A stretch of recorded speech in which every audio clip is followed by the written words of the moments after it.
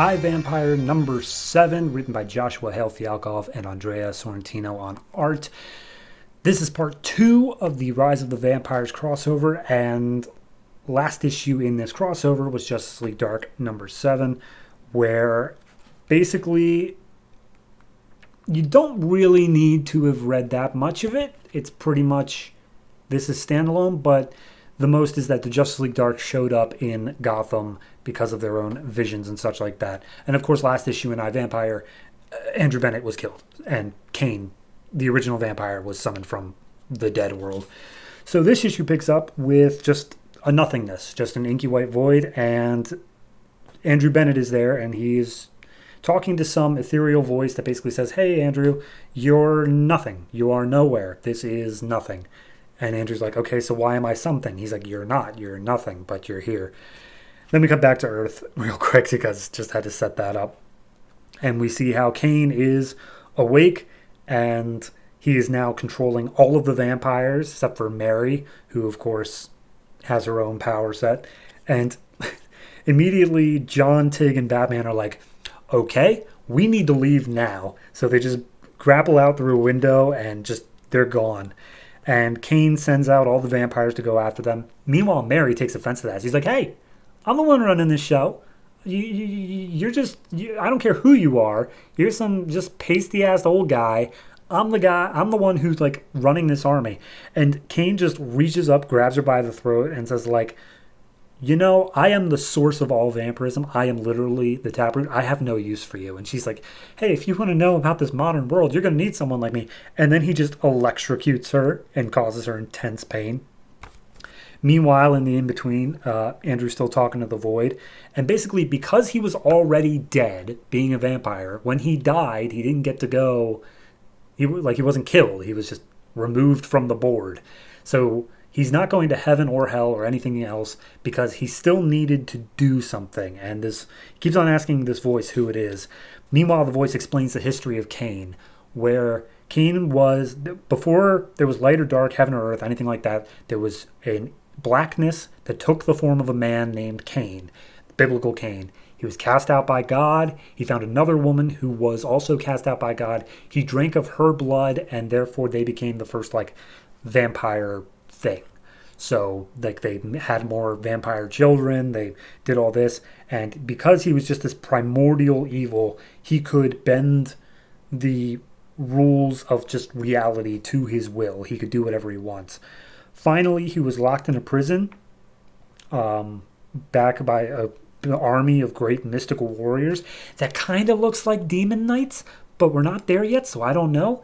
Meanwhile, apparently the lock on this prison was one of his children, his direct descendants, managed to maintain part of their humanity. And as long as that was alive, he would stay locked up. And that person was, of course, Andrew Bennett. So Andrew hears all this and he's like, I can't go back.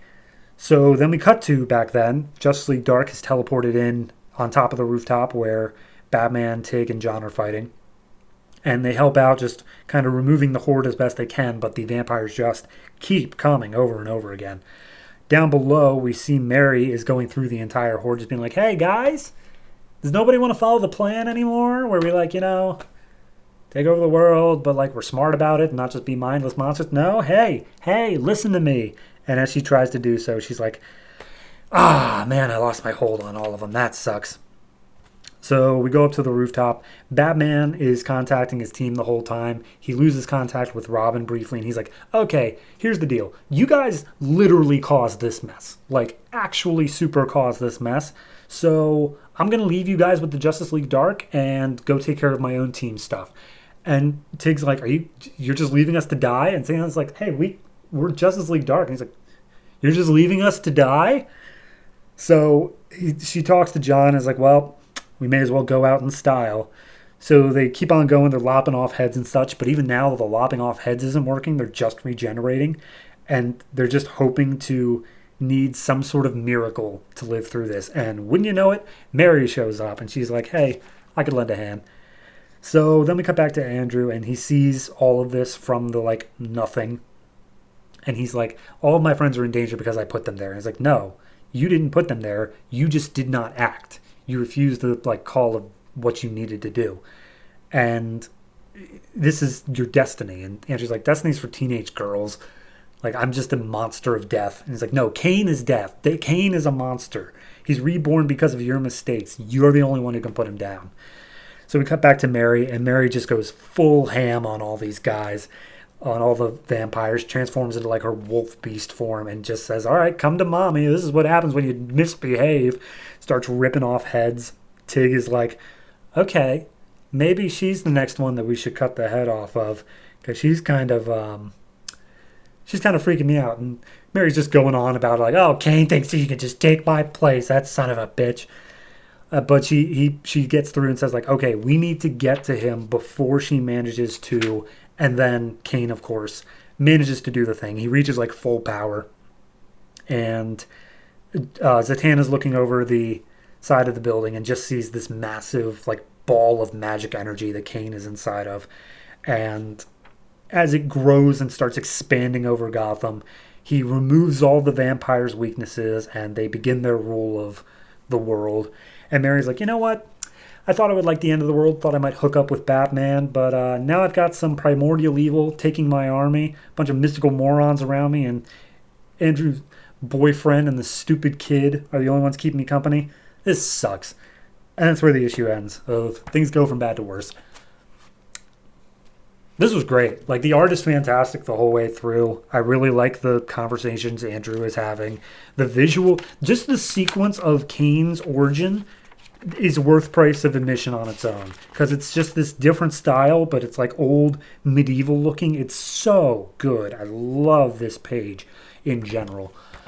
I mean, it's straight up, it's an 8.5 for me. The only thing that's dragging it down right now is that I kind of skipped over the bits where they are focusing, this and part one, a lot on like the Bat family. And I understand this takes place in Gotham, but I don't know. I kind of wish that it would just stick to the Justice League Dark and the Eye Vampire people. Yes, you can have Batman there, but like the last page of this specifically shows Catwoman, Robin, Nightwing, and Batgirl. And I don't know. It feels a little bit cheap of just like, hey, they're here too. Remember, we're in Gotham and you buy Bat books, don't you? So that's the only critique I really have on it. But the rest of it, loving it. And very much looking forward to parts 3 and 4, which are coming out next month's issues of Justice League Dark and Vampire number 8. So hope you'll tag along to there.